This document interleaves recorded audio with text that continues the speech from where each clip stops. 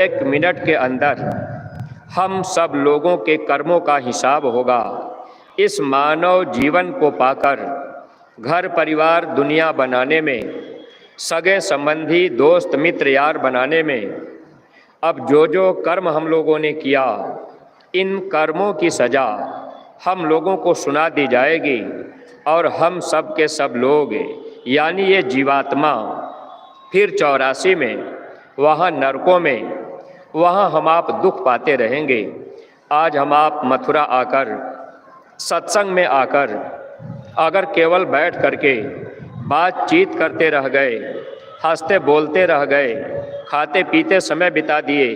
तो जब ये जीव 84 में चला जाएगा तो वहाँ न तो कोई किसी की पत्नी होती है, न कोई किसी का पति होता है। वहाँ पर जब हम आप 84 में पड़े रहेंगे, बोलने का भी मौका नहीं मिलेगा, सोने के लिए बिस्तर नहीं मिलेगा, रहने के लिए अच्छा मकान नहीं होगा, चलने के लिए अच्छी गाड़ी नहीं होगी।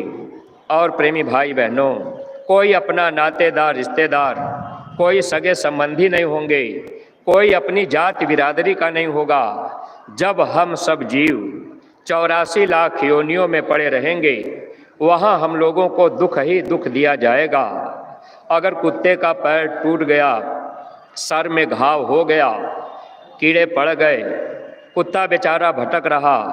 कीड़े काट रहे, बदबू आ रही, कुत्ता चाहता है कि हमको कहीं आराम मिल जाए। अगर किसी घर में भी घुस जाए तो लोग अपने घर के अंदर नहीं रखेंगे। अब कौन अपनी पत्नी होगी, कौन अपना पति होगा, कौन नातेदार रिश्तेदार होंगे, कौन अस्पताल ले जाएगा, कभी हम लोगों ने विचार नहीं किया। लेकिन महात्मा जब जीवन में मिल जाते हैं तो महात्मा इसी बात को समझाने का प्रयास करते हैं। लेकिन प्रेमी भाई बहनों, हम सब अज्ञानी जीव अपने विद्या के, बुद्धि के, धन के अहंकार में, मान सम्मान पद प्रतिष्ठा के अहंकार में, अगर हम आप नौकरी चाकरी पा गए, धनी मानी हो गए, रुपया पैसा हो गया, तो अब हम लोग ये सोचने लगते हैं कि आखिर हमें सत्संग से क्या मतलब है, हमारे पास तो सब कुछ है। प्रेमी भाई बहनों, ज़्यादातर गरीब लोग जब महात्मा के पास आते हैं या कोई देवी देवता के पास जाते हैं या मंदिर मस्जिद में पूजा पाठ करने जाते हैं, तो लोगों का एक उद्देश्य होता है कि हम गरीब हैं तो हम धनी हो जाएं। ऐ प्रेमी भाई बहनों, लेकिन आज के सत्संग से हमको आपको ये जानकारी मिली है, महाराज जी ने सत्संग में हम प्रेमियों को समझाया है कि महात्मा इस धरती को स्वर्ग बनाने नहीं आते, अगर चाहते तो कब के बना देते। ऐ प्रेमी भाई बहनों, महात्मा इस धरती पर हम सब जीवों को सच्चा सुख देने के लिए आते हैं, दुनिया का सुख देने के लिए नहीं। अब ये दुनिया का सुख थोड़े समय के लिए है, जब तक ये शरीर है तब तक धन दौलत काम आएगा। जब तक ये शरीर चल रहा, अगर शरीर में बीमारी नहीं है तो हम आप अच्छा भोजन भी कर लेंगे, हर प्रकार के व्यंजन खा पी लेंगे। अगर शरीर में कोई बीमारी हो गई, डॉक्टर ने मना कर दिया, तो हम आप धन दौलत जो कमाए,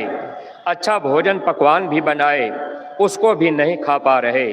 कहने का मतलब, आज महाराज जी हम लोगों को सत्संग में यही बात समझा रहे थे कि अगर ये शरीर मिल गया, अगर हम लोग शरीर के सुख के लिए दुनिया के सामानों को मांगते रह गए कि हमारे पास ये चीज़ मिल जाए, तो जो गरीब लोग होते हैं वो चाहते हैं कि हम बाबा जी के पास चलेंगे तो हमारी बीमारी बाबा जी ठीक कर देंगे, हमारी गरीबी ठीक कर देंगे। लेकिन ऐ प्रेमी भाई बहनों, जब हम आप सत्संग ध्यान से सुनेंगे और सत्संग में बार बार आते जाते रहेंगे, एक बार आ जाने से, एक बार मथुरा चले आए, घूम टहल के चले गए, सत्संग नहीं सुन पाए, अगर थोड़ा बहुत हम आप सुन भी लिए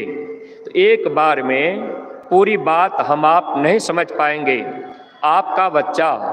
अगर विद्यालय में एक दिन चला जाए तो बच्चा कभी डिग्री प्राप्त नहीं कर सकता,